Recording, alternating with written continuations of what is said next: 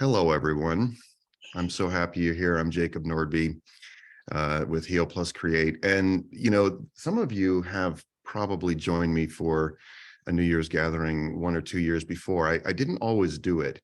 And I did this a couple of years ago and wasn't even sure what we were going to do. I just knew that it was important that we gather. And I felt like I wanted to open a space where we could connect with each other in a different way.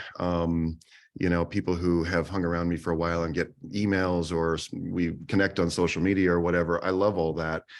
What I love more, though, is the sense of actually being connected to you and sharing hopes and dreams, sharing our griefs and joys, and really sharing our humanity. And so today I wanted to just open this space and invite us into a New Year's ritual. And ritual for a lot of people kind of has connotations of, specific form or specific words or specific things like that. And that certainly can be the case. But Carl Jung said a long time ago, humans crave meaningful ritual. And many of us have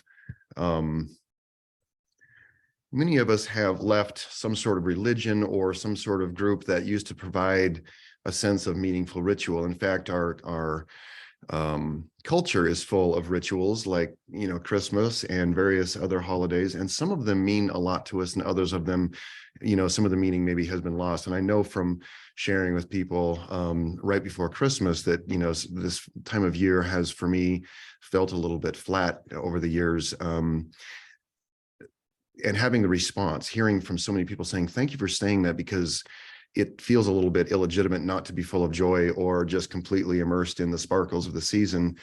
And so one of the things I wanted to do today was open this New Year's ritual. And I'm curious how many of you, I'm going to click to gallery view for a minute here so I can see as many faces as possible. You are not required. Oh, look at all your faces. You are not required to have your video on. Certainly, if you want to, that's great, but you're not required to. Many people don't feel particularly comfortable showing up on camera, and I really don't either, to be honest, but I'm getting over it little by little. So if you brought your candle, if you want to click to gallery view, please feel free. You can kind of page through and see who all's here. But if you brought a candle, hold it up, and we will go ahead and, I'll just hold mine up for a minute here, and I'll let some more folks in. Yeah, okay, cool. And you do not have to have a candle, but it's fun for us to share this opening ritual together. And so I'm going to get a match going here. So pleased that one lit on the first try.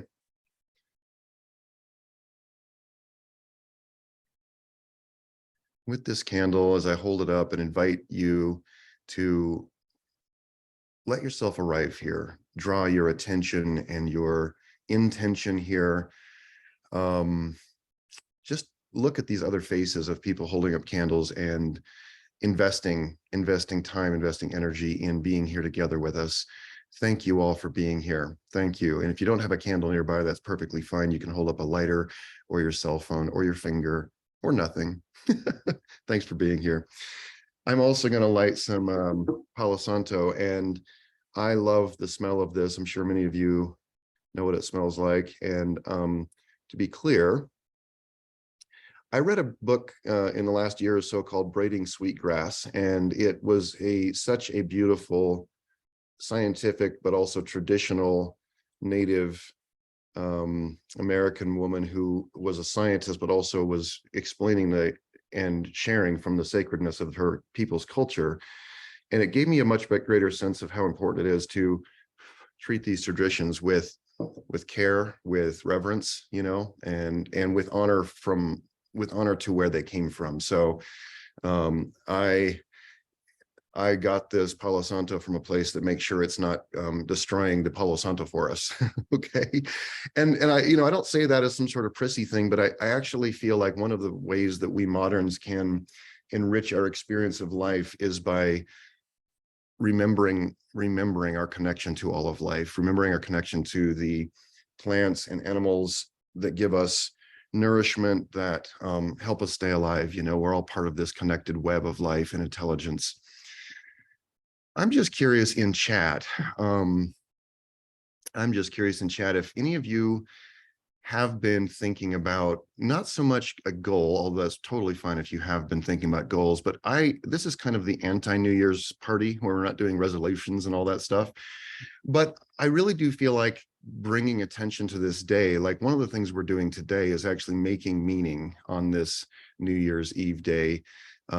It's so easy for me to be busy, busy, busy. And then on a day like this, that really, it's like, okay, I'm probably not going to stay up super late. I'm certainly not going to go out to the clubs and party all night. And so it could just be another day. And that would be perfectly fine if it were. But I do like to collectively make an agreement here and say this is a day. Every single day of our lives marks a new year if we want to look at it like that. But I also like to say we can bring something special to a day and say we are going to treat this as a threshold. We're going to treat it as a point at which we reflect, we connect, we share with each other, and we allow ourselves to get better in touch with our own dreams and desires, especially the ones that are within us that are as yet unborn. And we might be diving right into the deep end of the pool. Those of you who are my friends in real life, if we hang out, you know that I'm kind of not good at staying in the shallow end. So sometimes I'll start with a friend and 5 minutes into catching up at a coffee shop, we look at each other and go, okay, wow, that got deep fast. So let's go ahead and do it. And if you're not comfortable, that's totally okay. You don't have to dive in. But I'm curious if any of you would like to put in chat some as yet unborn dream or desire that you've been holding, maybe for all of your life, something you would really love to see brought into reality, brought into form, some experience, some accomplishment, some kind of growth or transformation.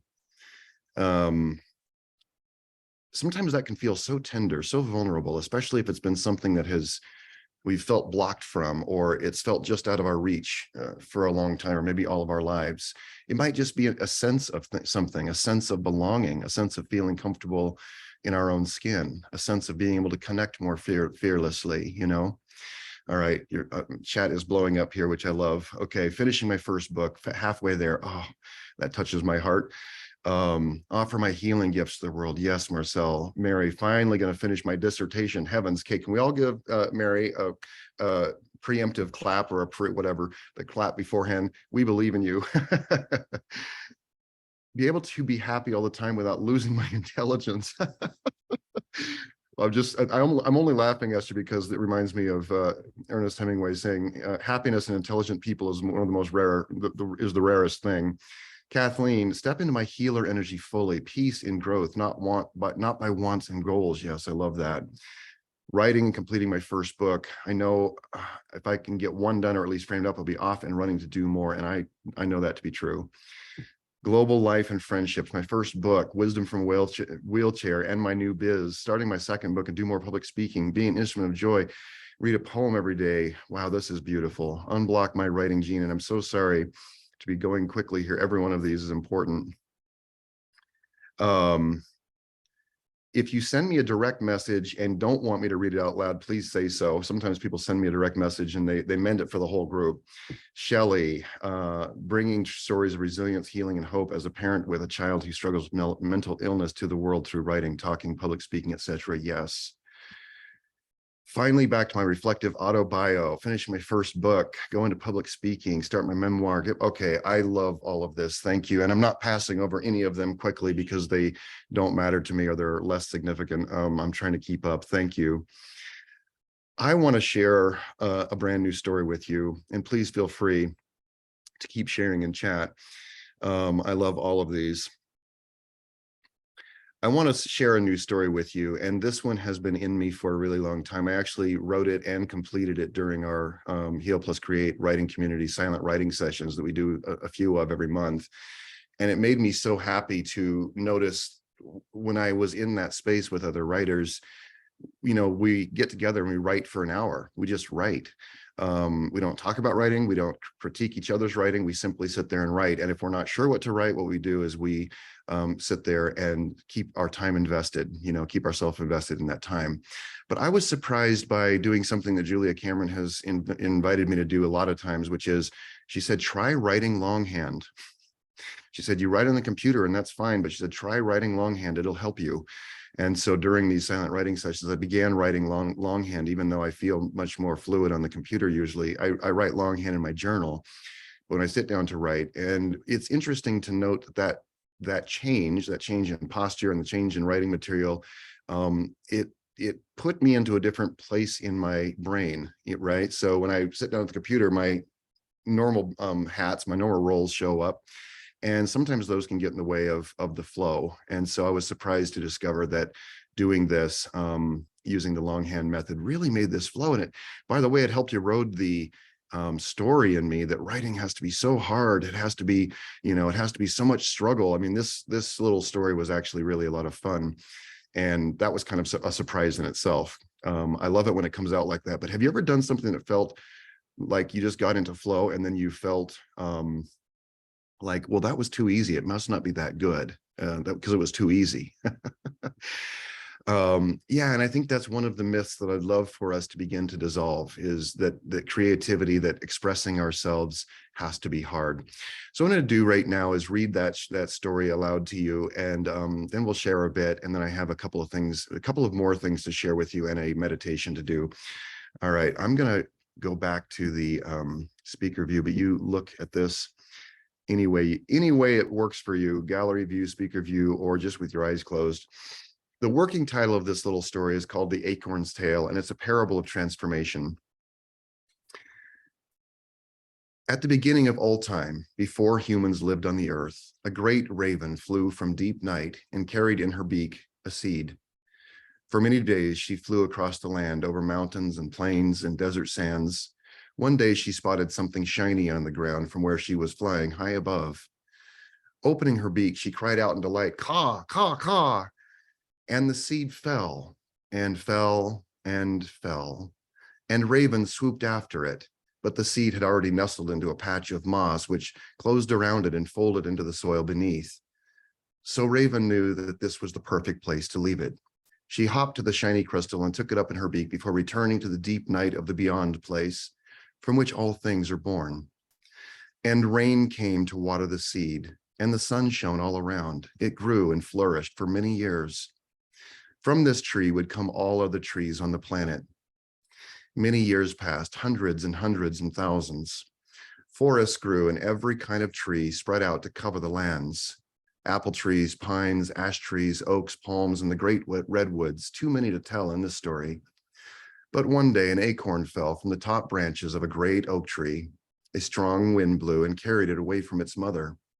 And before it landed on the ground, Raven appeared in a burst of sunlight and caught Acorn in her beak. Beating her great black wings against the wind, she flew through rain and a thunderstorm with lightning striking all around. They sailed across the sky for 3 days with the sun bright, and at night the stars making a silver web in the dark. At last, Raven saw a round meadow far below, surrounded by trees of many kinds. Swooping to the ground, she scratched a nest for Acorn in the earth. As she tucked Acorn into its new bed, she sang an ancient creation song with no words, but the sound awakened life in Acorn's heart.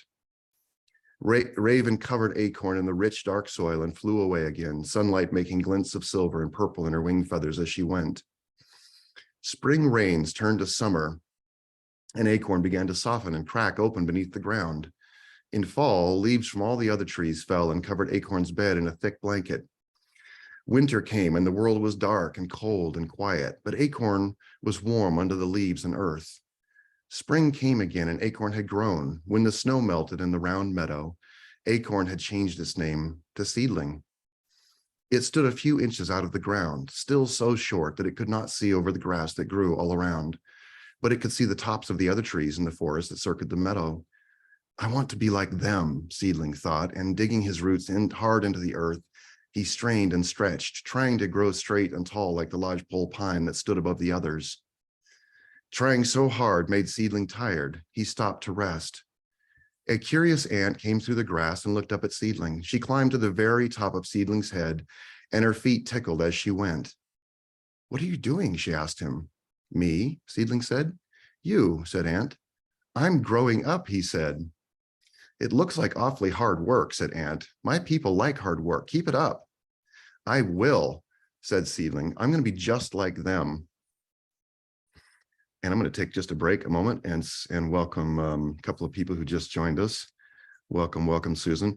I'm going to be a little vulnerable here. I feel a little nervous about reading a whole story to you right now because it feels like a long time for you to be sitting there listening, but thank you for being here. I'll keep reading. Thank you. Thank you. I will, said Seedling. I'm going to be just like them. He pointed to the other trees nearby. Ant smiled and scurried away, carrying the stalk of grass that was much larger than she. Hard work, said Seedling. That's how I become just like the others. When summer came, Seedling had grown taller than the grasses. Look at me, he said, as soon as his face was above the grass. Shush, the birch tree said. Who's making all that noise? Trees are meant to be quiet and beautiful like me. Oh, said Seedling, I'm sorry. I'll try harder to be a good tree. The next day, Seedling was trying hard to be quiet and elegant like the birch when he heard another voice. It was coming from high overhead. He looked up at the tall, straight pine. What are you? Said Pine. I'm a tree, said Seedling. Look how I'm growing. A tree, said Pine. You're nothing like me. I'm a tree. You're too puny and crooked to be a real tree. And Seedling said, oh, I'm sorry. I'll just try harder. I can learn. And so saying, he straightened his small back and strained hard toward the sun in the sky, glancing left at the tall, straight pine and right at the elegant white birch. His small branches wanted to bend and twist, but he held them out straight with all his strength. One evening near the end of summer, the sky grew dark and heavy. Heat pressed down, and Seedling noticed that all the other trees had become very still. No breeze whispered in their leaves and needles. The birds and squirrels had all vanished as if by a sorcerer's magic. Seedling, alone in the grasses in the round meadow, felt suddenly naked. A shudder ran through him from the uppermost small leaf to the tiny root hairs deep under the ground. And then, boom, crash! The air exploded with light and sound, light so bright and searing that Seedling was stunned blind. He felt himself splitting apart, drooping in two directions. And then water poured from the sky in great drenching lashes. Seedling couldn't breathe. A burning sizzle of pain shot through his trunks and small branches. His face was smothered in thick grasses, flattening over him like a cold, wet woolen blanket. The soil had turned to mud, and he was drowning in the splashes as rain pounded the meadow flat. All that long night, the rains poured down. The friendly moon hid behind clouds, and midnight came and went, the seconds crawling more slowly than snails. I'm dying, Seedling moaned over and over again. No one answered him. The other trees were silent, save for muffled sighs and groans that seemed very far away in the blackness. Seedling must have slept, pain aching in every fiber, too exhausted to do anything but let go and be still. When morning came, Seedling opened one eye. The clouds had disappeared, chased by a warm wind. A grasshopper was caught in a tangled mess of wet grasses close by Seedling's face. Close by, Seedling's face was very near the ground, and their eyes met. Ah, said Grasshopper, trying to push the soggy, snarled grass blades apart so she could hop away. You don't look so good, young'un. You gonna make it? I don't know, said Seedling. What happened? That, said Grasshopper, flinging drops of water from her face with her short forelegs, was a thunderstorm. Never seen one before, eh? Oh, no, said Seedling, I haven't, but it did something to me. Did this happen to all the trees? Grasshopper shook her head and squinted up and down the length of Seedling's trunk. Oh, dear, this isn't good. You've been lightning struck. Nice split you in two, little one. Oh, no, what can I do, said Seedling. Will I die? Do, said Grasshopper, and looked grave as she licked a drop of grain that had rolled onto her nose. I'm afraid there's nothing you can do. But you're not dead, small tree. Let sun warm you for a while. Rest your roots and drink lots of water. You have life in you, and life knows the way.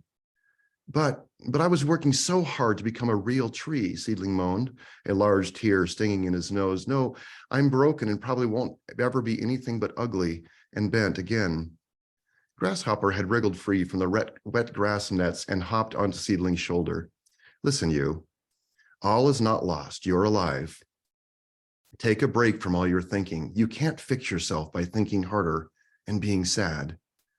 She straightened her wings and arched her back in the warm light that was making steam rise and glow in the round meadow all around them. Trust the sunshine. Trust rest. Things will feel better soon. You'll see.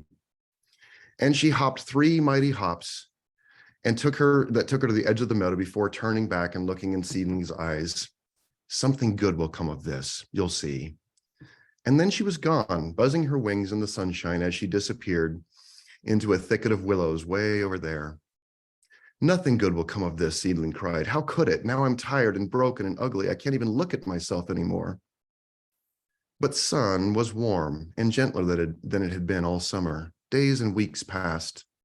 A little at a time, Seedling felt strength seeping up his roots into his trunk and limbs. Even his twigs stopped feeling numb and dead. One morning, he woke up to feel the sting of frost on his leafy cheeks. He hadn't noticed that it happening, but each day since the storm had hurt him so, he had straightened up just a little bit.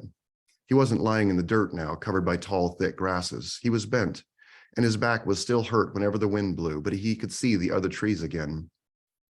Across the top of the grasses, which were now dry and golden from summer's heat, Seedling spied an apple tree. It wasn't tall and straight like pine. Its branches were loaded with sweet, red fruit. He saw that apple was crooked and had gnarled branches and wasn't very tall. This made him happy to imagine that maybe he could become just like that, and waved at her. Pausing just a moment, letting another couple of friends back in here. Paul David Shea is back. Hi, Paul.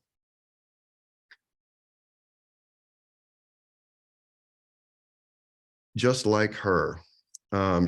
He saw that apple was crooked and had gnarled branches, and made him happy to imagine maybe he could become like that, and waved at her. She was kind but shy and had her hands full of fruit, but she smiled at him and let her branches wave back a little in the sunshine, in the breeze. That's what I'll do, Seedling said to himself. I won't try to look beautiful like the others. I'll just learn how to make fruit that will feed people and the animals.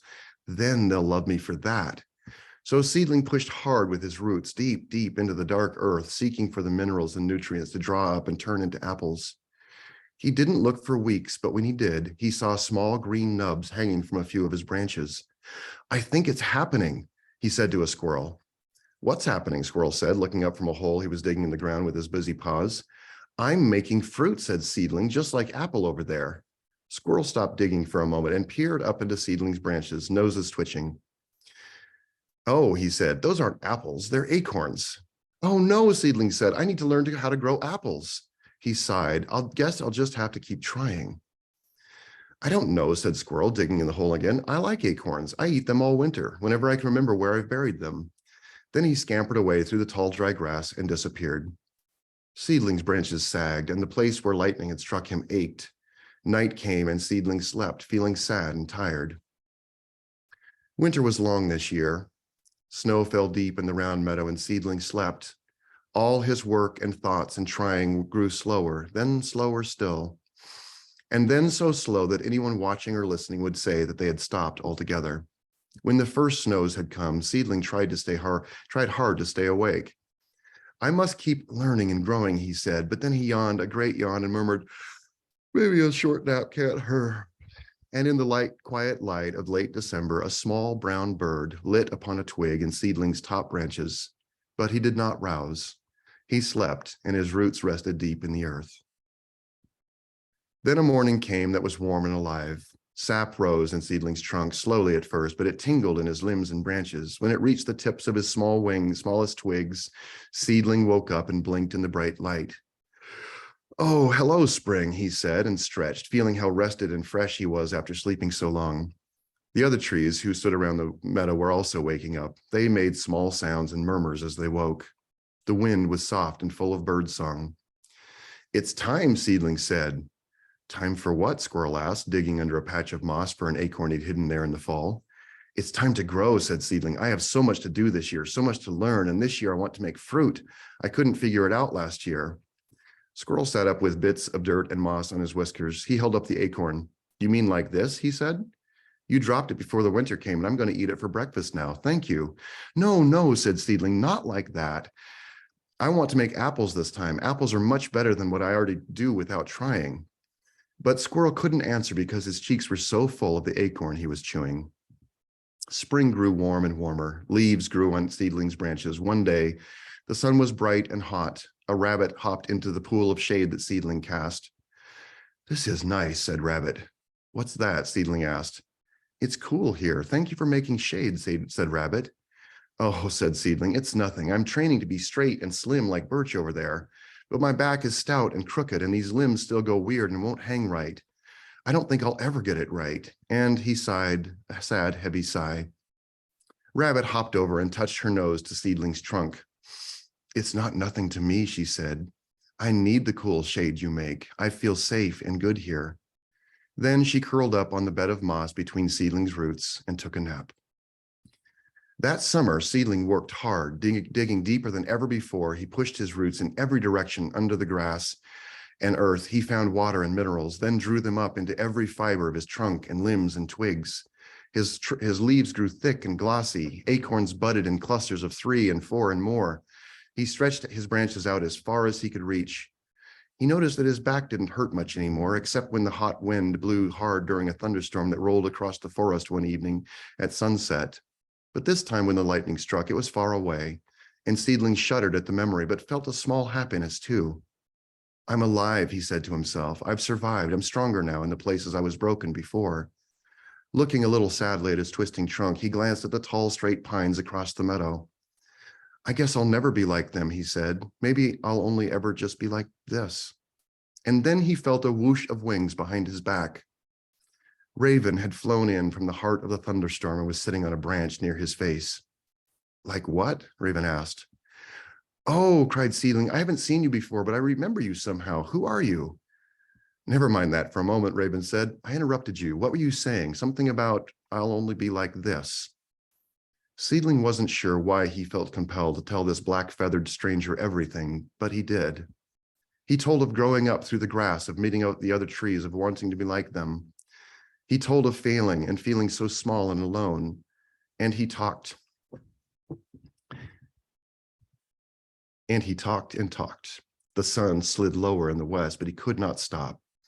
Stories kept pouring out of him, and Raven listened without saying a word, only settling her feathers and sitting more comfortably on the branch near Seedling's face. Night had fallen on the meadow, and a crescent moon hung in the black sky. Seedling had grown quiet after hours of talking, and the silence was easy between them. Seedling didn't remember falling asleep, but he must have, because Raven's voice startled him from a dream in which he was stretching his limbs up and out in every direction. In the dream, he saw birds making nests in his branches. Squirrels scampered up and down his trunk, carrying acorns in their mouths and tucking them into little hollow places. His roots had grown down and down into the dark soil until they found the center of the earth and the great glowing warm ball there that seemed to send waves of energy through all of his fibers. That feels good, doesn't it? Raven's voice was low, very close to his ear. Oh, said Seedling, shaking his leafy crown as he awoke. Yes, it does, but it was only a dream. I'm still a small, crooked thing out here alone with these other better trees. Raven didn't say a word, only suddenly took to flight. Seedling was afraid that he had said the wrong thing, but then he saw Raven's dark shape glinting silver in the moonlight. She was flying in a slow circle around Seedling. Once, twice, 3 times, Raven flew, circling Seedling's full reach of leaves and branches. Then, with a flurry of her velvet wings and tail feathers, she lit back on the perch she had recently left. It's time, Raven said. Time for what? Asked Seedling. But Raven had flown to Seedling's topmost branch. She stretched her wings out wide and beat them 3 times as if she were building up to something. Then she called loudly with her ancient-sounding voice, caw, caw, caw.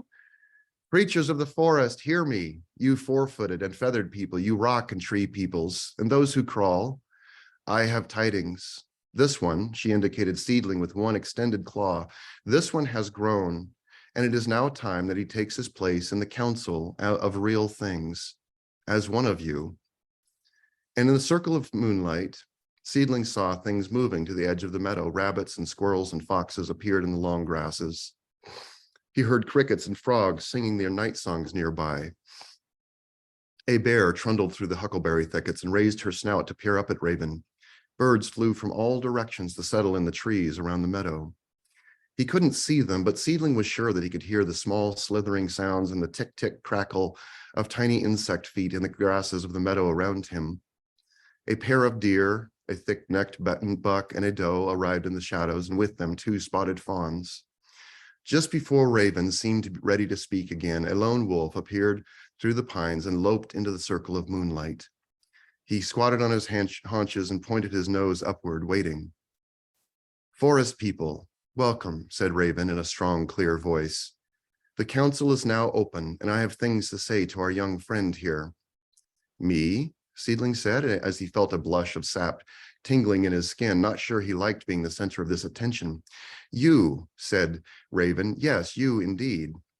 "But why?" said Seedling. "Because now is the time," said Raven. "It is time for you to take your place in this meadow, and in the forest beyond, and in the whole world, and in the universe that holds us all." Seedling blinked and felt something change inside. "You have grown up in this meadow, surrounded by other creatures, some of them the 4, 6, or 8-legged ones. Others are our winged friends, and there are those who move on their bellies. They are all your kin in the web of life. You have also met and learned from your cousins, the other trees." Raven paused and turned her head from side to side, taking on all of those gathered with her bright black eyes. "Tell me, young one," she said after a moment, "in your short life so far, what have you felt about these others?" "Oh," said Seedling, "so many things. I have admired the other trees. I've wanted to be so much like them. And sometimes they made me feel small and ugly." He stole a glance at Birch, "but I know they all wanted me to grow and become what I can be." "Yes," said Raven, "go on." "And the other forest people, they've helped me so much. I didn't feel the same way about them because I knew that they are so different from me with their wings and feet and noses, but they often came along when I was feeling hurt or afraid. They would say things or touch me, and that helped me keep growing, to keep staying alive." "Yes," said Raven, "all of this is true. You've learned much already in your short life, but there is one thing that you've forgotten. Do you know what it is?" "How could I," asked Seedling, "if I've forgotten it?" Raven lifted her beak to the sky and laughed a great rasping laugh to the moon. The other forest people laughed too, and the night was filled with the sounds of merriment in many different voices. "Ah, young one," said Raven, as she settled her feathers again and wiped a tear from the corner of her eye with the tip of one wing. "You ask good questions. How could you indeed?" Seedling blushed a little at that and felt better. They were all laughing, but not at him. The sound was friendly and good. "In your young life," Raven said, "you have learned many things. You have stretched and strained to grow into numerous shapes and sizes. You have struggled to become like the others. You have also endured wounds, wounds that nearly killed you. You survived and are stronger now in those broken places. But in seeking to heal and relieve your pain, some of your parts became contorted." Seedling glanced at the lightning scar running down his trunk and at its branches that were growing oddly in places. "Feel no shame, little one," said Raven. "You've done nothing wrong. It is only natural to do as you have done. And in your desire to become like the other trees, you have forced your limbs and branches into shapes that are not meant for you. You have envied the fruit and flowers of the others and tried so hard to produce the same because you felt that what is natural for them must be so much more valuable than your acorns and leaves." Seedling felt tears spring into his eyes. "This is also natural," said Raven. "It's part of becoming yourself. Often you must learn what you are not before you can realize who you really are." "Oh," said Seedling, letting out a breath that he didn't know he'd been holding. "Yes," said Raven, "breathe. That's good. In fact, your breathing gives out life to your other kin here. Many creatures among whom you live can only exist because you breathe out. Simply that is enough purpose for your life. Is breathing hard to do?" "No," said Seedling, "I do it always and almost never notice that I'm doing it. That seems too easy." "Exactly," said Raven. "And that's one reason for tonight's gathering. It's time for you to know that your simple existence here is medicine. Your very life, quiet and humble as it might seem to you, is needed in the great connected web of all living things."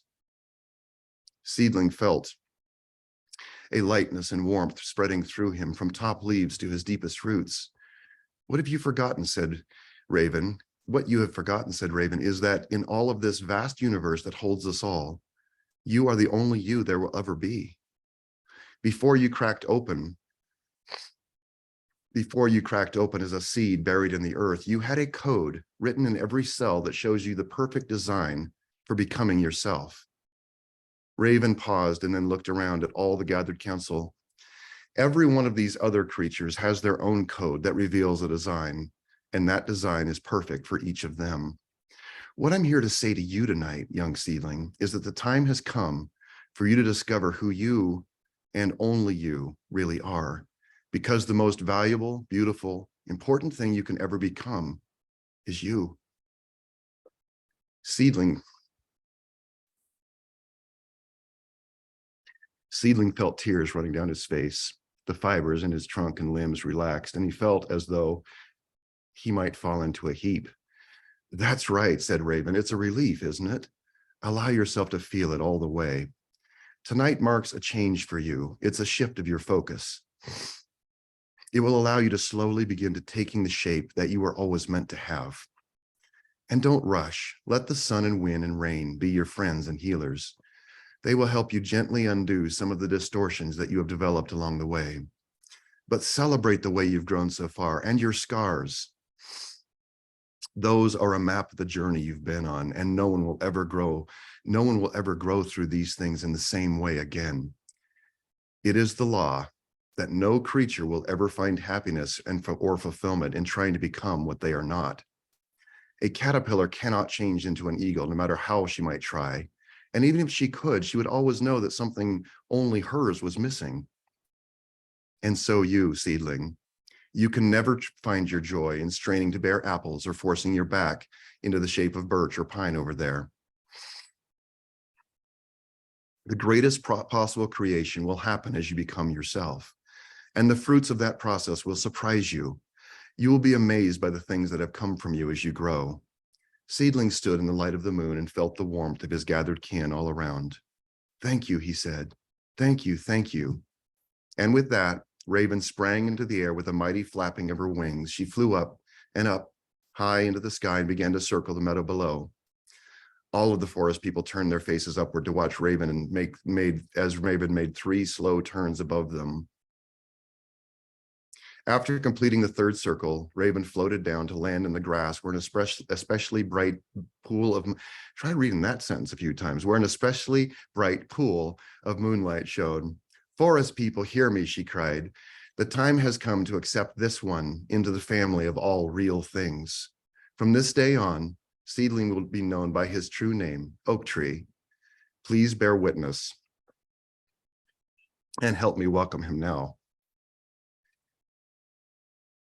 And with that, the winged and footed and crawling, slithering creatures crowded close to Oak Tree. They sang and called and buzzed and howled and chattered his name, Oak Tree, Oak Tree, Oak Tree. And the other trees in the forest turned toward him and bowed their crowns of leaves and needles. Oak Tree, still not used to his new name, shook his leaves and branches in a dance, and he heard the chorus of voices calling out in many languages, welcome, welcome. Welcome to life in the family of real things, Oak Tree. He stopped dancing for a moment as he saw Raven taking wing and watched as she began flying directly into the light of the shining moon. Raven grew smaller and smaller as she flew, and at last disappeared into the heart of the great darkness in the beyond place from which all things are born. The end. Thank you for listening. I'm looking at your notes. Thank you so much for opening your heart to this story. It's been in there for a really long time, and I think it started coming out as an analogy during a client session at one point, and then it just kept coming back. And so I wanted to share it, and the emotion I feel in sharing it with you is because maybe like you, I see myself reflected in that story of the oak tree, you know, feeling so broken and alone and awkward and unable to produce the fruit or the form that others around me had, and wondering if it would ever work for me. And maybe like you, and oak tree, and not maybe, for sure, experience things in life that damn near killed me. And I'm sure some of you can have experienced that as well. And so this little story, without me dissecting it a lot, I feel like it's asking us to remember who we really are. It's asking us to know that our simple presence here, that becoming who we really are, is the only thing we need to do in this lifetime. And it's what has been in my heart now for, almost 20 years, to create something where I could invite more and more people to join me in becoming who we really are. I wonder if anybody would like to raise a hand. I feel like I'm taking a bit of a risk here. I wonder if you'd like to raise your hand if part of that story was acted as a mirror for you, if you saw yourself in it. If there was anything there that you'd like to talk about, or an aha that you've had, if you want to raise your hand. Oh, Lisa McCourt, you're making this very easy for me. I actually I did this, but I didn't think I raised my hand. That was weird. I didn't mean to raise my hand, but yes, no, You did it psychically, Lisa. that was weird. Your psychic powers are growing. I only meant to corroborate, yes, of course, but oh my gosh, darling, I love what you have done, and I love how it has progressed since it originally came out of you. And it just is, I think, so meaningful for everybody here, because that's what we are all here to do, for our creativity, for our joy, for all of the things that we want. It's all about just becoming okay with that unique little weird snowflake that we all are. So thank you for making it so beautifully articulated for all of us. Thank you for being here, Lisa. Love you, honey. And you just made it really, Lisa, I would love it if, I don't know if I'm going to put you on the spot a little bit here, but I would love it if you would drop a link, if you have one ready, for the thing that you and Victoria are working on. Do you have something ready for that? Yes. Okay. It'll take me a moment to grab it and put it in, but yes, I will put it there for sure. I love you. Thank you. I love you too. Lisa's on our faculty at large for the Institute for Creative Living / Heal Plus Create. It's been a wild year of growth and development. And for me, sometimes wondering, okay, I've been given this mission truly, and it feels like that for me. Now can I keep up with it? So Lisa's one of the people who helps me keep up with it.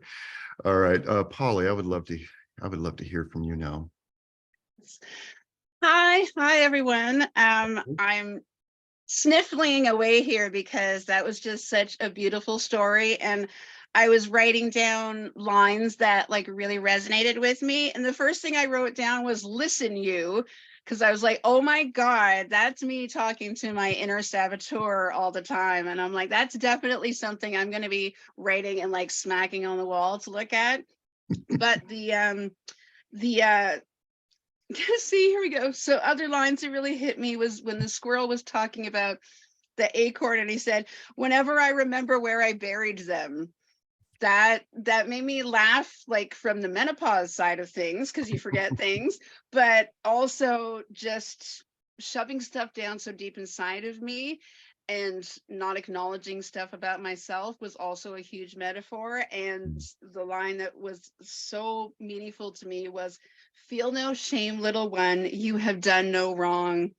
I just felt like that was those two lines together, coming together, and just made me feel so good. And when he was talking about the stories kept pouring out of him when he was talking to Raven, just finding my voice and just being able to use it and not feeling any shame opening up to everyone here, because there's so much healing when we all share ourselves with everyone. So I want to thank you so much for hosting this. I like seeing you the second time this week, Jacob. This is really nice. And just to everyone out there, never give up what you want to do. If it's a small dream, a big dream, you go for it. And I just want to send love to all of you for letting go of 2022 and opening yourself up to a wonderful 2023. So thank you so much. Well, let's all send love back to Polly too. Thank you, Polly. I would love to hear from Shelley now. Thanks, Jacob. I really felt your heart in that story, and definitely was getting teary-eyed at many moments. I felt reflective of things that I've thought about in the metaphors, and I loved the part, now is the time in the universe that holds us all. And sometimes we have to be something in order to figure out that it's not who we are. And I feel at this age, I just turned 53, and I'm at this place where I'm so done with all of the things that I had tried. And I'm really fighting hard to be who I truly am within, and not play the roles and that the expectations, like the little seedling, the expectations that we're all supposed to be something, and that we're all supposed to be the mother, be the wife, be the boyfriend, the girlfriend. We're not those things and those roles. And I just every day want to show up as me and my true self. And I just know that I need to be around writers like you and everyone here to be able to feel that. So I thank you very much, and Happy New Year, and let's just go for it. 2023. Thank you so much, Shelley. And I really look forward to working with you. Shelley's been developing an amazing body of work in meditation, and so I'm very excited about that. Gina Marie, we have time for two more, which is fortunate because I have two more hands up right now. Hello, Gina Marie. Yes, hello, Jacob. It's Gina Maria. I always say I'm Latina, not French. Thanks for the correction. You're right. And I Sorry. haven't seen your face for a little bit. I'm so happy to see you. Well, I don't, all of a sudden your email was there and I was like, oh, I haven't heard from Jacob in ages. So thank you for that. I don't know. Here we are. So that was absolutely stunning. Is it in a book that we can buy, or is it on paper? Is it in your computer? Like, I want it. Okay. Oh, thank you. It'll be put into a book soon. So thank you. I've been trained to feel into whether it needs to actually, Lisa's been advising me a bit on how to potentially do it as a little picture book. I have an artist. I was thinking that you need an illustrator, right? Yeah. Oh, that would be so fun. Well, thank That's you. one of those classics that goes from, God, I'm just getting like choked up. Very young children to grandparents. So, and I'm seeing people nodding heads, so there you go. But my thoughts on it were that we collectively need to let go of our own self-judgment. And yes, I hear what I'm saying as I'm speaking to myself, right? And that courage allows us not to fight hard with ourselves about who we are. And yes, again, I'm not saying courage is easy, but it's something that gives great benefits. Thank you. And Gina.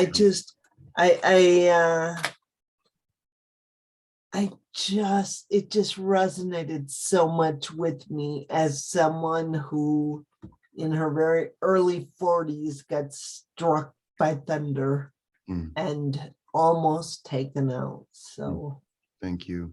Thanks for being here and being strong enough to live through that. Thank you. Thank you, Gina Maria. And I will very likely remember the way you say your name next time. All right, a couple more. I don't ever like to see hands up and not hear from you. I have another couple things to do here. Oops, I unmuted Serene. I was going for Julia. Let's start with Serene. Hi, Serene. Hi, can you hear me? I sure can. Okay. The thing that resonated with me was when you said celebrate what you've gone through and your scars. And I think about the things in my life that I regret, that I'm ashamed of. But now I realize they've just made me humble. They've made me able to empathize with other people, and they keep me from being judgmental. And I can only be thankful for them for those reasons. Yeah, I love that. Thank you for living through those things. Thank you so much. And Julie, I would like to hear from you too. Hi, everyone. I'm so nervous. My hands are numb. I've had to mute my video to sob. And but I just have to share this. Jacob, your story was beautiful. I really hope you print it. I really want a copy. You have no idea how parallel to my life this is. And I'll try to make this short. I know this is not a therapy session, but you have to understand that living not your authentic self can really kill you. And I'm going into my 50th year. I'll be 50 this year. And I've always had this appearance of happy, everything's fine. And, you know, I've always done the right thing and been a good girl and, you know, followed all the rules. And I just not living my authentic life. And a year ago, I was at a party with a group of women and we were picking acorns out of her backyard. She has these 100-year-old trees, beautiful. And as you were reading, it didn't even really click until the end that was the start of a spiral where I ended up in a treatment center for alcoholism because I was just not living my authentic life. And your Heal retreat was 1 year sober for me. So as I was sitting at that table, listening to the speakers in hand and all this amazing energy around me and people that were just there to be themselves, to express themselves through creativity, I was so emotional there. And I was like, this is where I should be. And as I have followed this path, and this has been the hardest year in my life, but also the most freeing, that small voice inside me to write, to express myself, to take the judgment off. Everybody wants to just tell you how to be and just to really express yourself.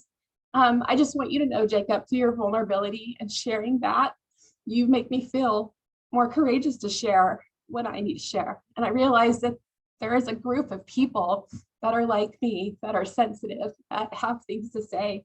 And it's really scary to do it.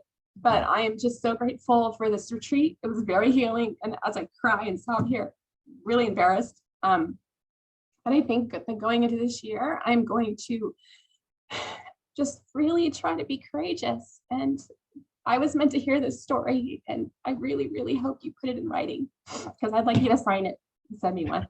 And that's all I have to say. But thank you, everyone. I just really wish you all a really wonderful new year. And let's write. Let's do the things that we're meant to do. Julie, don't go away yet. I want you to look at chat. And yeah, I can't keep up with the number of notes here saying thank you. And by the way, Julie, 1973, right? That was a great, that was a year for pretty cool humans. Well, I'm heading into the 50 age as well. And I don't always bump into 1973 people. So you got this. Yeah. Hey, and thank you so much for sharing with openness about your own journey and struggles with addiction and all of that. Like that, the myth that any of us gets through this life, you know, going back to the tree and what the Raven was saying, it's no shame that we tried to grow and bend ourselves to survive, to cope with life, you know. All of us have faced those kind of forces, and some people have faced some things that genuinely are devastating even to hear about, you know. But each of us has experienced forces that try to twist us away from being who we really are, from even trusting that anything that we have coming out of us could possibly be valuable or beautiful, you know. So Julie, thank you for that. That really means a lot.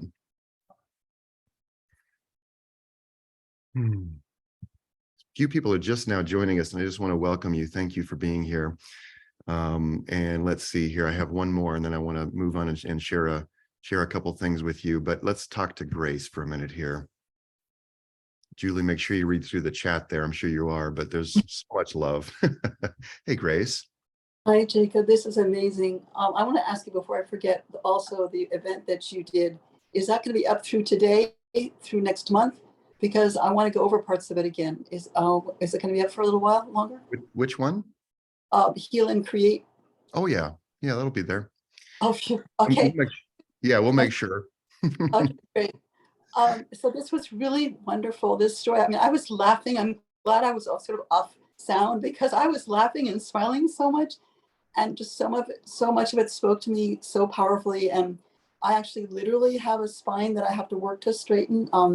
I had an accident a number of years ago that made me not able to walk for a year, and then I never did the rehab to recover fully. So I'm actually resolving to correct that. So literally I identified with that. Also dealing with something really difficult at the moment, and I'm moving. Hopefully I will get free of a pretty severe situation I'm in right now. But also just spoke to me so much. And I mean, in so many ways, so I remember asking at one point in therapy years ago, I said, why this? And he said to me, well, if you come through it, you'll be the deeper for it, the more compassionate. And I was just remembering that actually yesterday, because I've, just thinking of things have been really tough. And then someone else told me I was in painting, was saying, oh, you're, a diamond in the rough or something. And I keep thinking, well, I've never become the diamond. So something that really struck me is, I've painted for years without ever selling or becoming professional or emerging. I've been writing for years, really having something pretty ambitious and that I want to produce. And so the revolution for me was at the end when Oak was being Oak and being celebrated. And I thought, oh my gosh, that's like beyond, if I can just relive that, like listen to that and visualize that. And part of me doesn't want you to put pictures to the book because it was wonderful. The images that came into my mind, and I loved them. And I felt I could reread it or listen to it again, and more images would come. So I'm ambivalent about that. Maybe you could do 2 versions or something. I don't know. And also, please have you reading it. Your reading it was just so powerful and evocative and magical and wonderful. And I wrote in the chat, it was a gift. This has been such a gift. I know to all of us. And really deeply to me. So it really spoke to me so powerful, so deeply. Thank you so much. Thanks for being here. I love your background, by the way. It looks like you're really getting ready to sail over the horizon there into the new year. Thank you. This really just means so much. I know a couple of people have to go and have asked about the replay, and there will be I'll put the replay back on this very same page you used to RSVP. So probably within about an hour after the session is over, the replay will be there. And those of you just joining us, I know time zones are so weird, and we have people literally from all over the world here today. And so for those of you just joining us, we started an hour ago, but we still have some things to share. And as I just said, there will be a replay if you want to catch the first part of today's session. But those of you who are just joining us, we've all lit candles, or those of us who wanted to did. If you want to light a candle to send a signal to yourself, your subconscious, to your self-conscious, your subconscious, to really arrive here, that would be wonderful. And let's see here. Looking at any other notes before I share my screen and show you a couple other things here. Here's something that I would love to invite you into as we ponder, using this time of threshold. How many of you, and you can just pop in chat if you want, how many of you who have ever read Janet Connor's book, Writing Down Your Soul? That was another one of those that came along for me a few years after I started doing Julia Cameron's The Artist's Way practice every day. And Janet became a really good friend. And her book is so powerful. It's called Writing Down Your Soul, Janet Connor with an E, Conner. And that takes journaling to a different level where you're actually in a conversation with the universe, with your inner self, with God, with whatever we call that. But one of the things that she shared, and it was so powerful years ago, was, and this was in a different one of her books that talks about purpose, but she says your soul wants 5 things. And you know what? I just love how she identified these. Your soul wants to connect. It wants to commit. It wants to serve. It wants to express, and it wants to create. I'm not particularly attached to any definition of soul, but I know that there's a spark, and that spark is you, and it arrived here when you arrived, and it'll be here as long as you were here, and there will never be another one of those sparks like it again. Never in the history, never in the future. You are the only one of your spark that will ever happen. And that spark, I like to call that your soul, your inner creative self, but that longs for things. It longs to connect. And we're doing that today with each other, aren't we? We're connecting.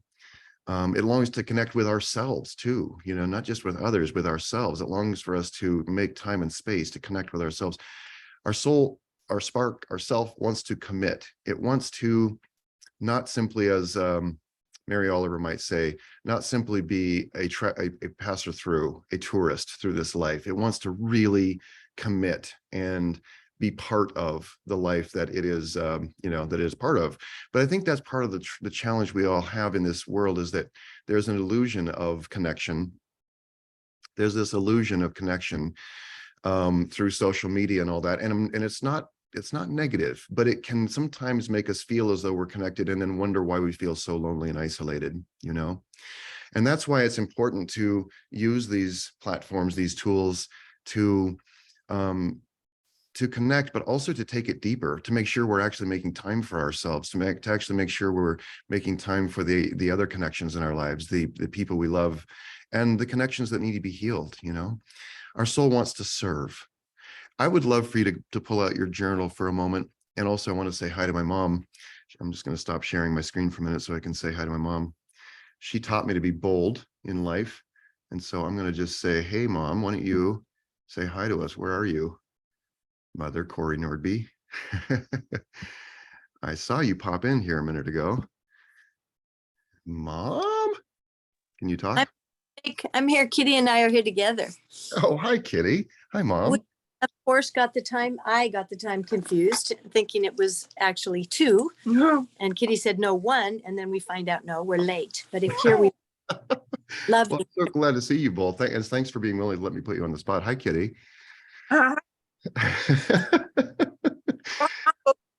Mom woke me up from a nap, so I wasn't expecting to be on camera, of course. I hear Sophia there too.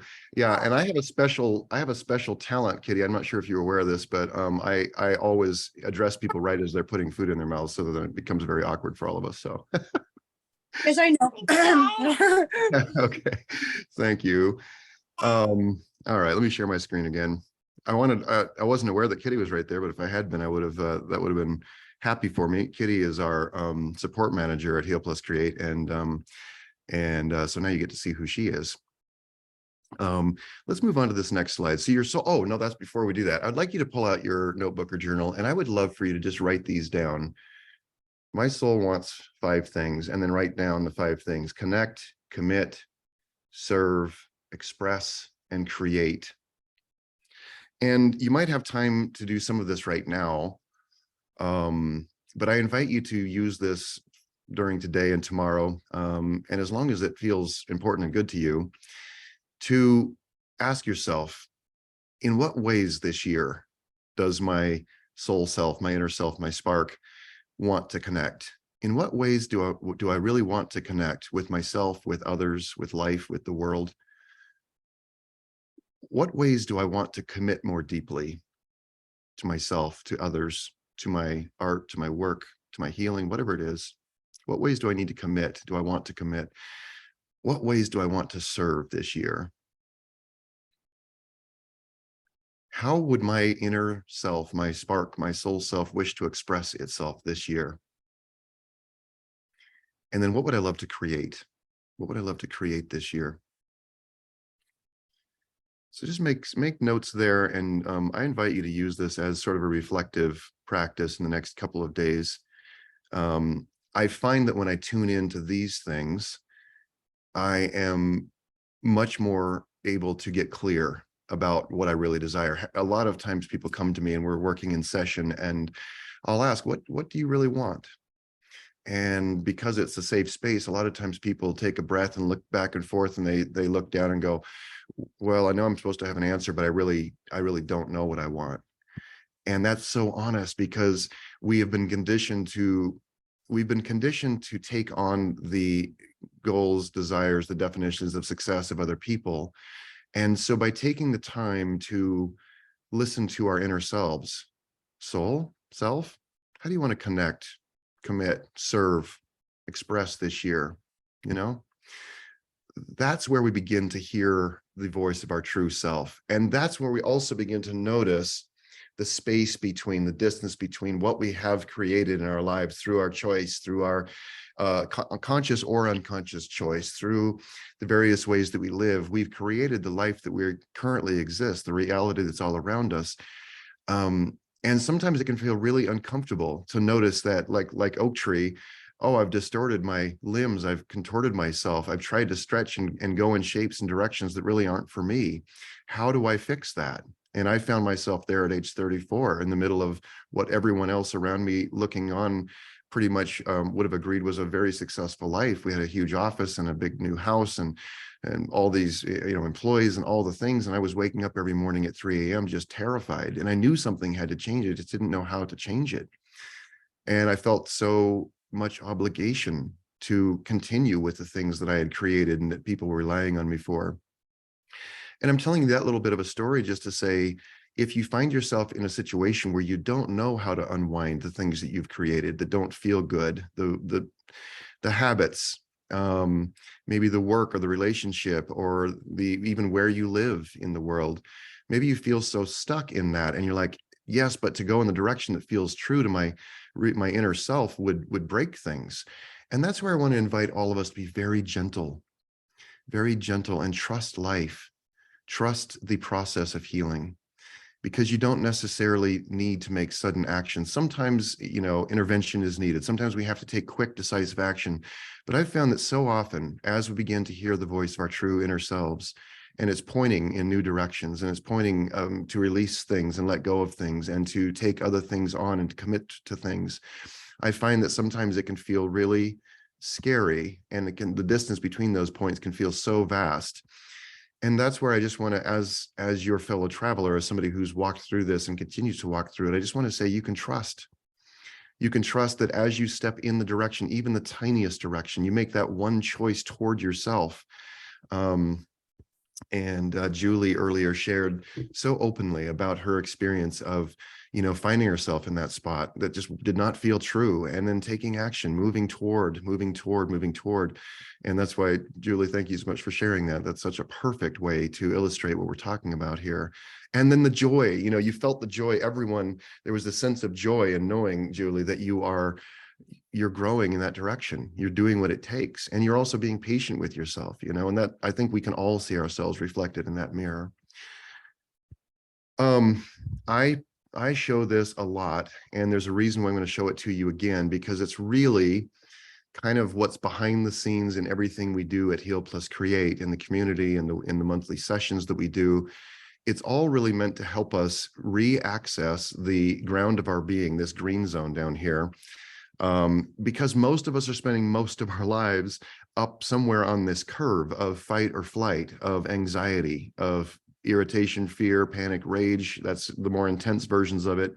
Some of us have crossed the line into freeze, and sometimes we do this, in a single day, cross the line into freeze, where we're disassociating, we're shutting down, we're feeling numb, we're feeling like we can't do anything about our circumstances.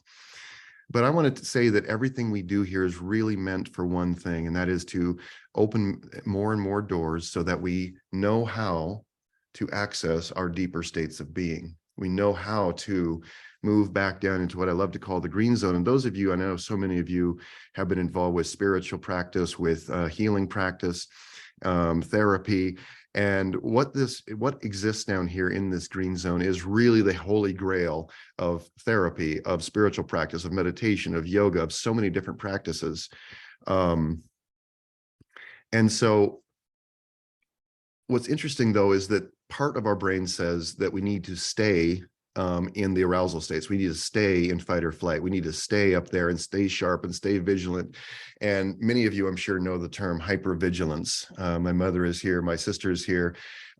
We had factors in our younger lives, all three of us did, all of my family, that sort of built in this sense of hypervigilance that says if I stay very alert, if I stay ready to jump, then I might be able to keep myself safe.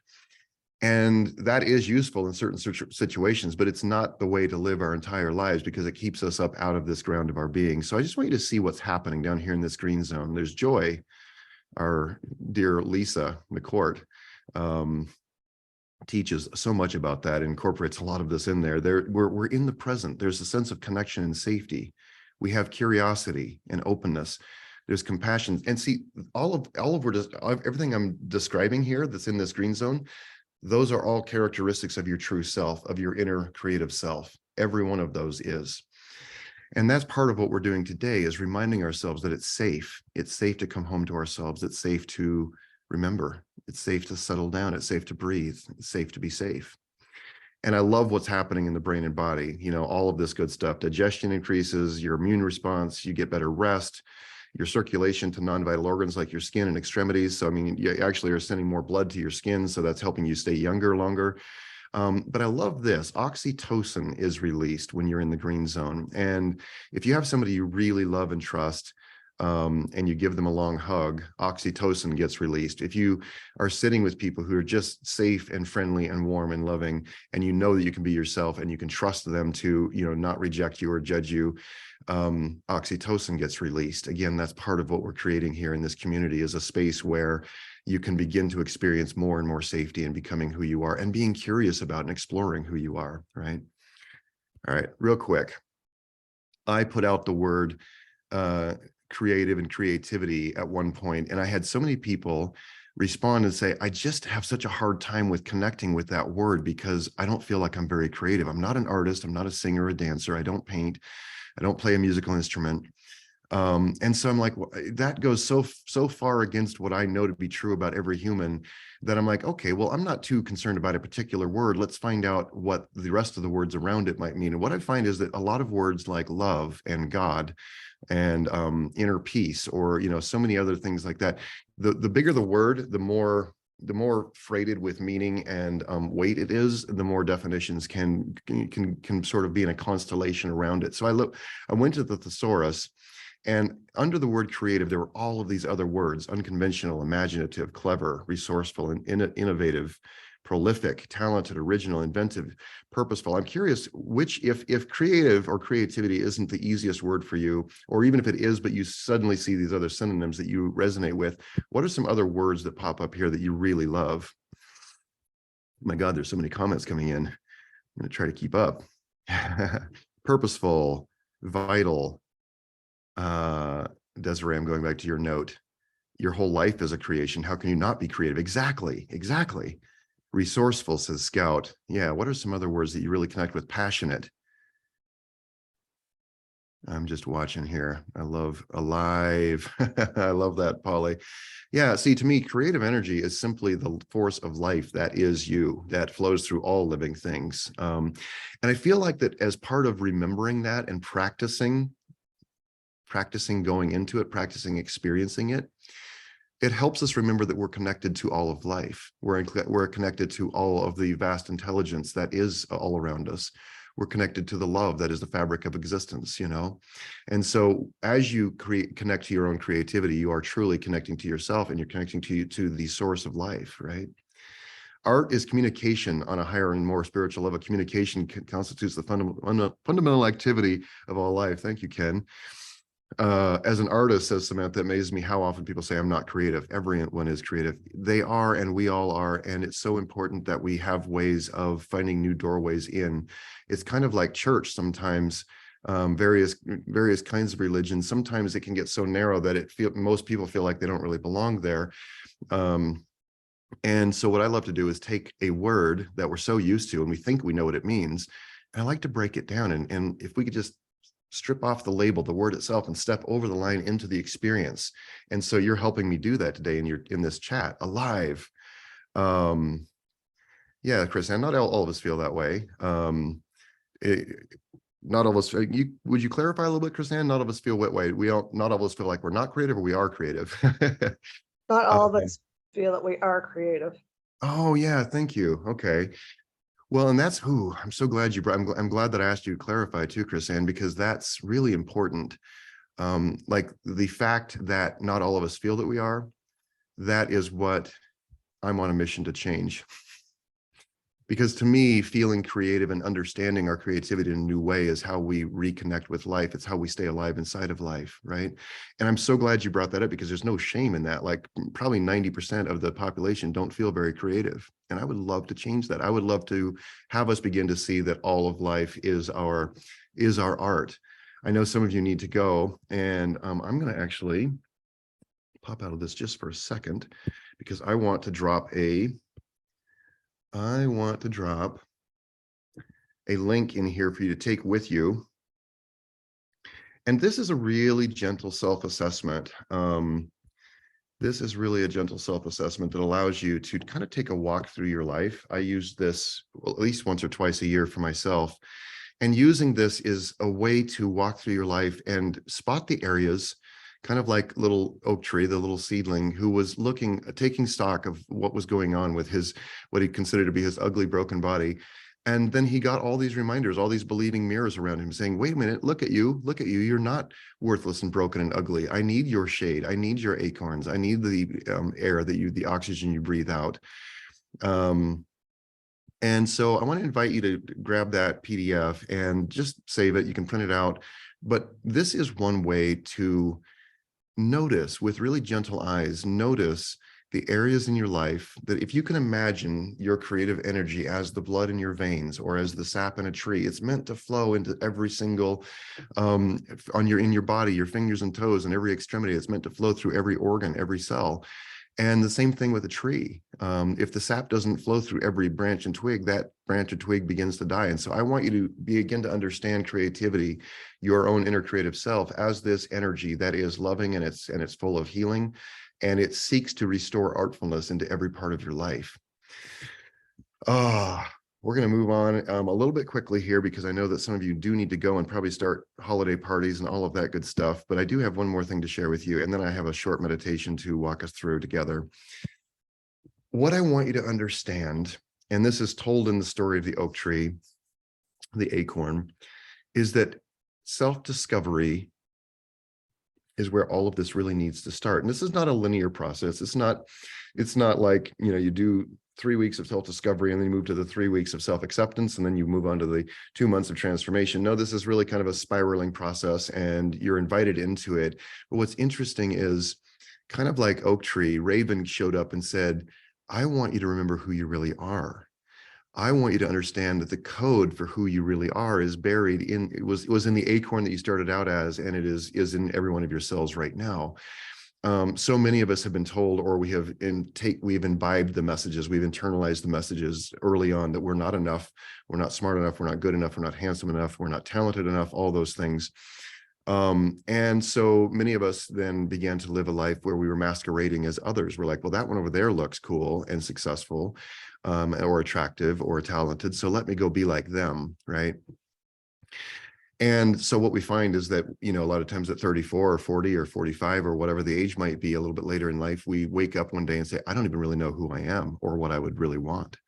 And that can be a terrifying feeling. And that's what I'm inviting you to relax a bit and breathe and say, I'm going to go into more self-discovery. I'm going to go find out who I really am. And I use things like personality assessments and Enneagram and astrology and Myers-Briggs and all different forms of self-discovery, because what we find is that true voice, that true original self is in there. It never died. It never goes away, but we have to make space for it. But as we begin to do self-discovery, what I notice is it's almost like looking in a really gentle, friendly mirror with really good lighting where all your wrinkles aren't showing and all that stuff.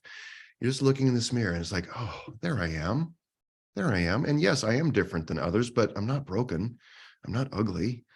And also self-discovery leads to self-acceptance, meaning the more I find out about who I really am, the more relief that I feel and the more curiosity and interest I have in saying, I want to find out more of who this interesting creature is. And you know what? Those things go hand in hand to create space for transformation, because what I know to be true about transformation, much like little seedling oak tree found, we do not transform to become like someone else or something else. The only satisfying and the only true and lasting transformation is to find out who we really are and become more of that.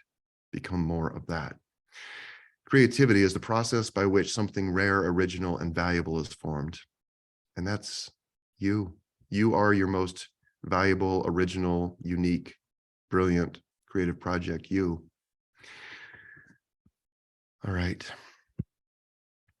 I'm going to share another thing in just a moment to invite you into more of this creative practice. And the creative practice is more than just sitting down and painting or writing or practicing guitar or something for a certain period of time.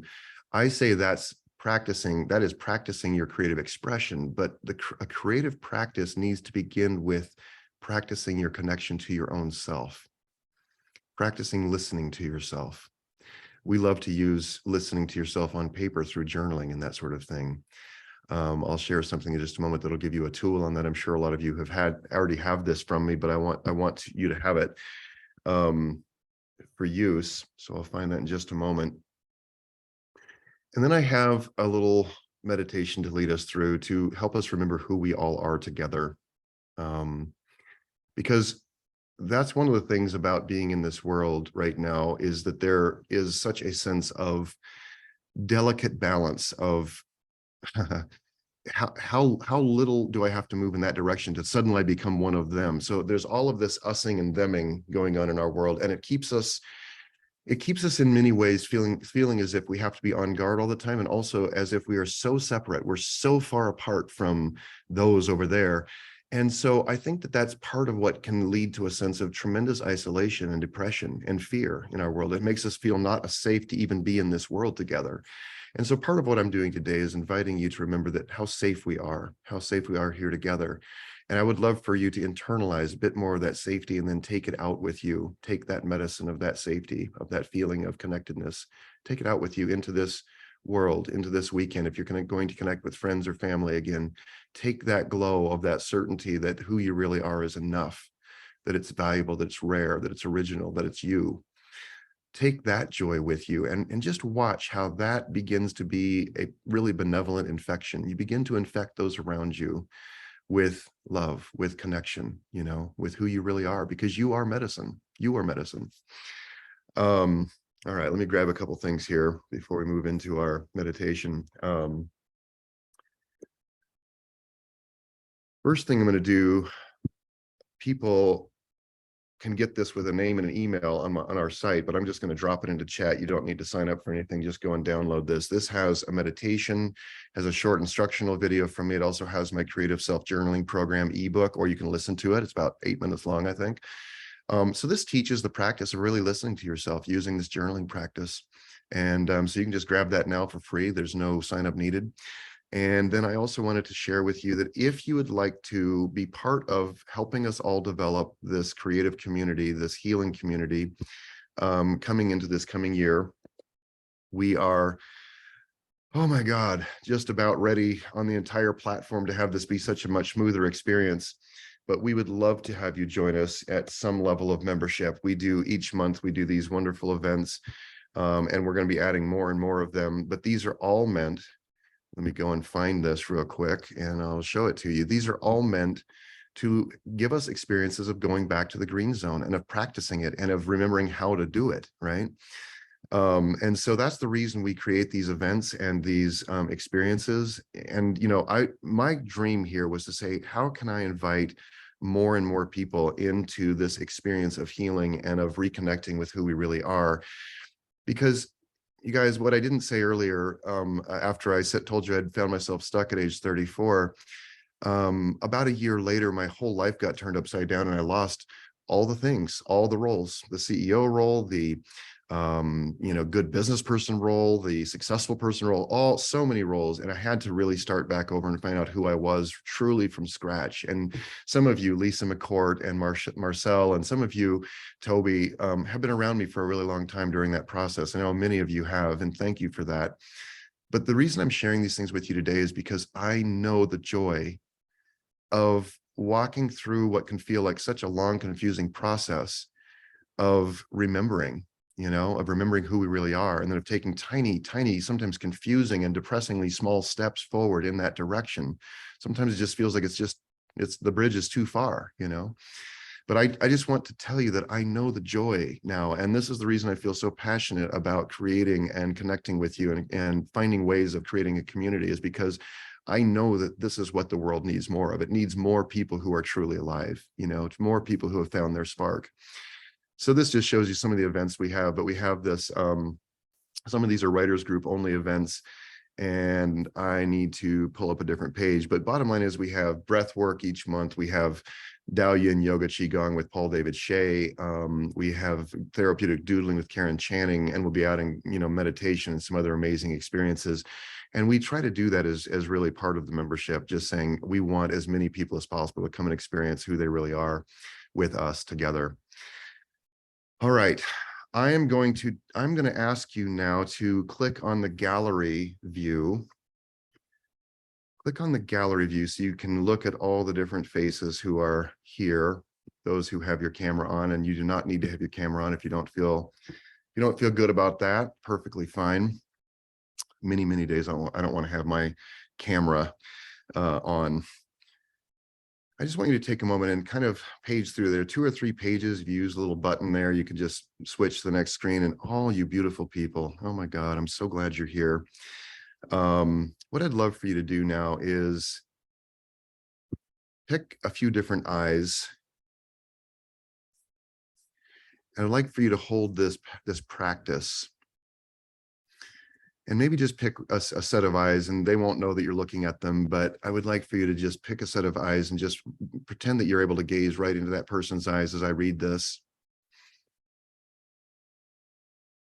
First of all, just begin by being aware that there's a person in front of you. So here's this fellow human, a fellow human being just like you. And as I read this, I'd like you to silently repeat the following phrases while you look at your partner, at this person you're making eye contact with through this technology.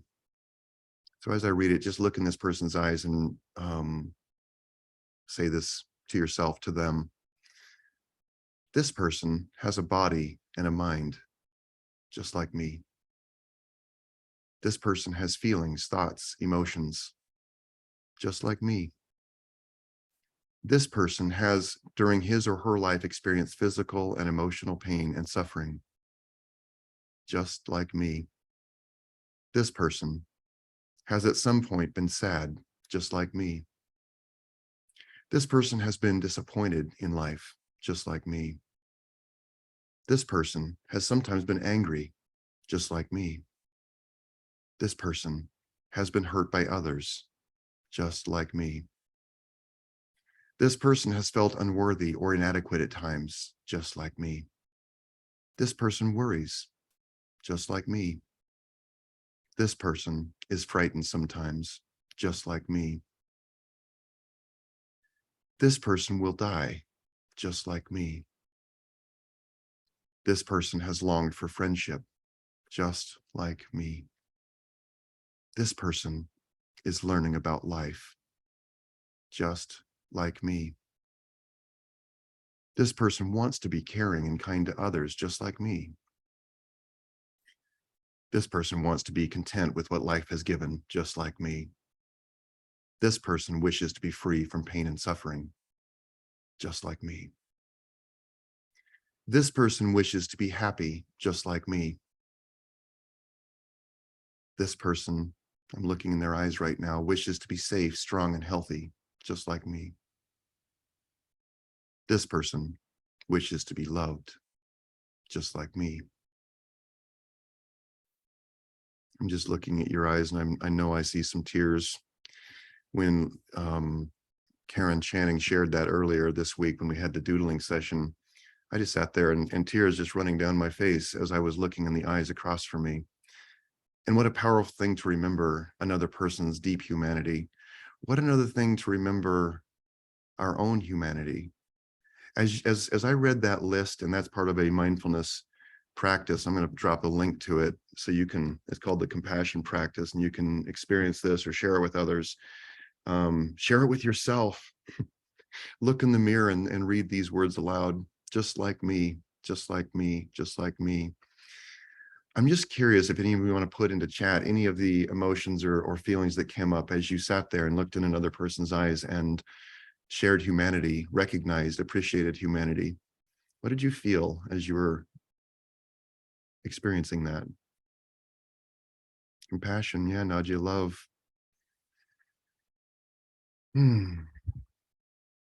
Hope, says Ken. Safer, says Laura. Intimacy, Adrienne. Shelley, connection, less aloneness, just like me.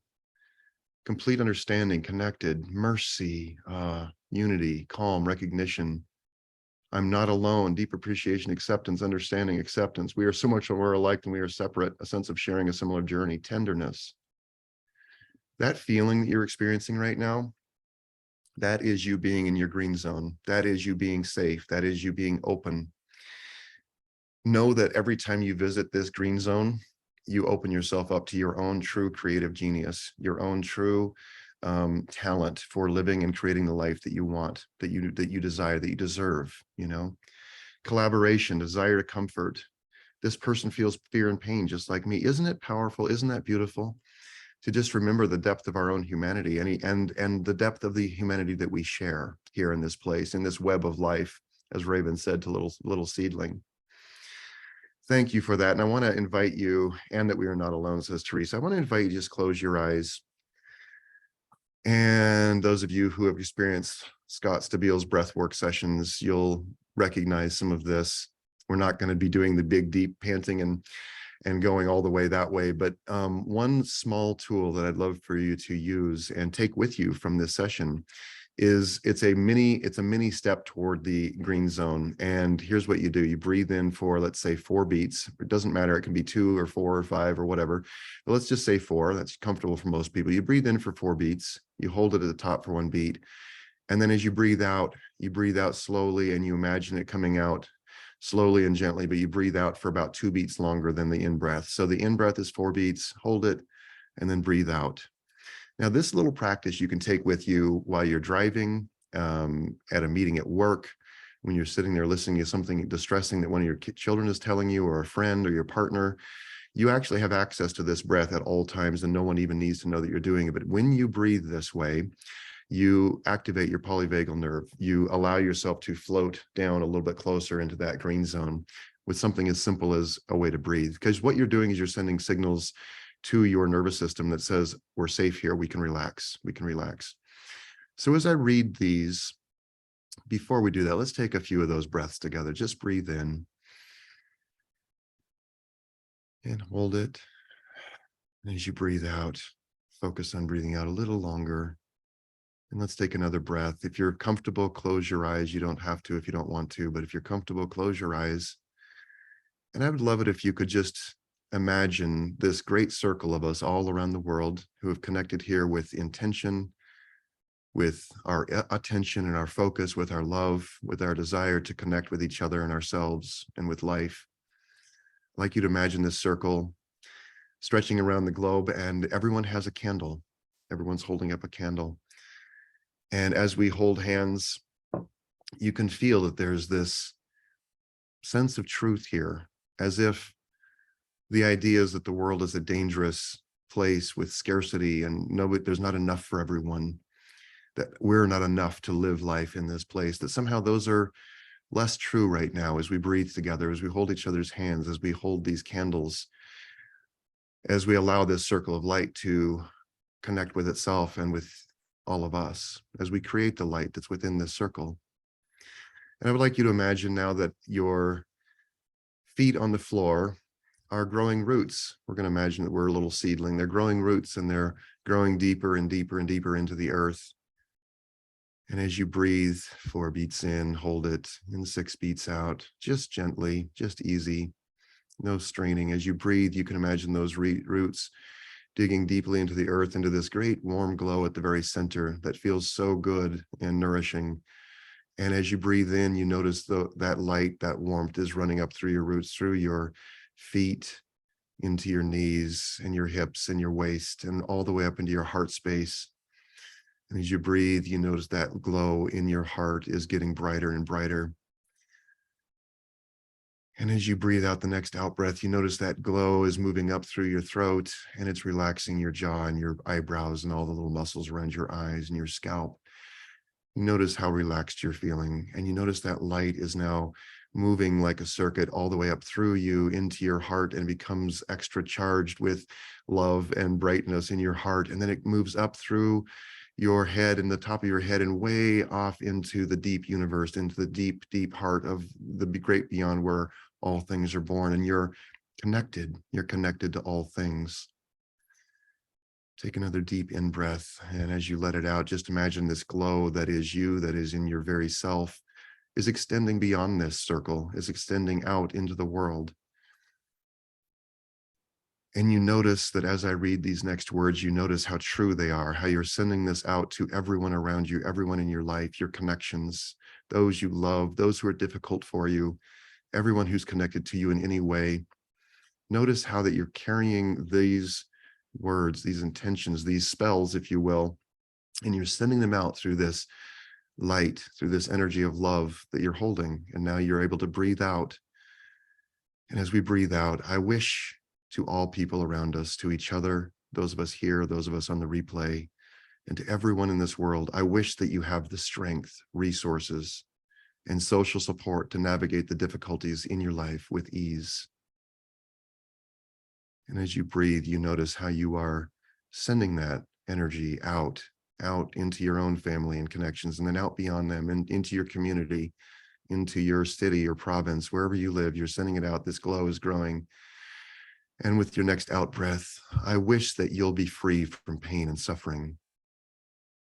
And you notice how true these words are. Notice how true they are and how you feel them about every creature on this planet. I wish that you'll be free from pain and suffering.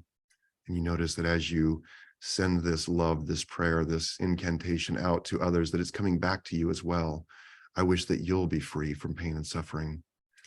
I wish that you'll be peaceful and happy. As we breathe again, I wish that you'll be loved because you are a fellow human being just like me. And I wish that for all of you here.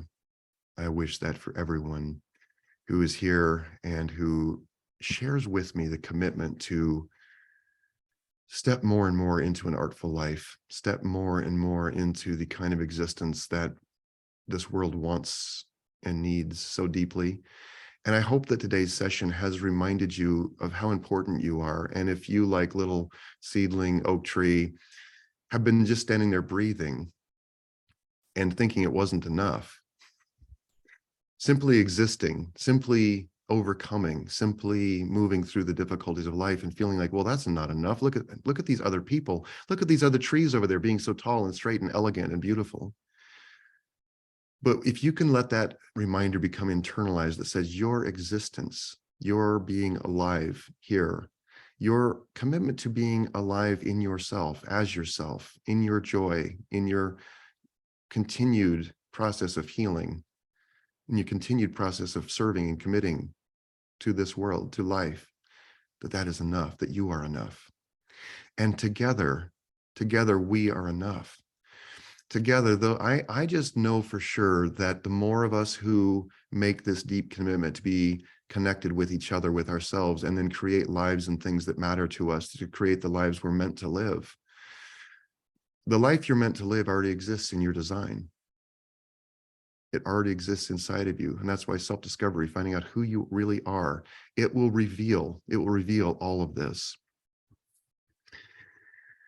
I know that many of you have to leave. Some of you are going to celebrations. I see that. And I'm just looking at all your notes here. I just want to say thank you all so much for being here. And thank you for joining me. Thank you for taking the time. Thank you for using your voice and your vulnerability to show up and share with each other and with me.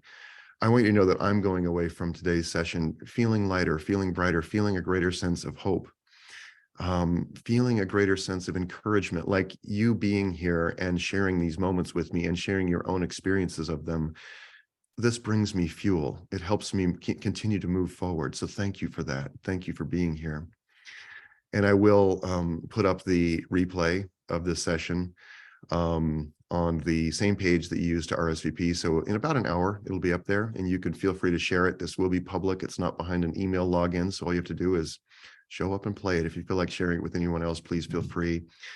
In the meantime, all of you, I love you. Thank you for being here. Thank you for being all of these mirrors. I'm just paging through Michelle, Annette, Sadie. I'm just looking at some different ones. I didn't even get to say hi to everyone as you arrived because you showed up all in a rush. And I loved that. And some of you showed up after we had started. But I just want to say thank you so much. Thank you so much. Thank you so much. We can't do it without you, and together we can do so much. I love you all, and happy, happy, happy New Year. Happy New Year. I can't wait to hear more from all of you, what you're creating in this new year. Bye. Oh, I'm going to blow out my candle. I always forget to do this. I'm going to blow out my candle, and this is not a signal that we are breaking connection. What this is a signal of is that we are sealing this space. We are making an intention that this container, this invisible virtual container, this circle that we've created together and shared so much beauty with each other, that it remains there, that it is not going away. And so by blowing out this candle, I just want you to know that I am committing to you to keep this energetic circle open for you and for all of us. Thank you for being here. Happy New Year. Go have some fun. Happy New Year.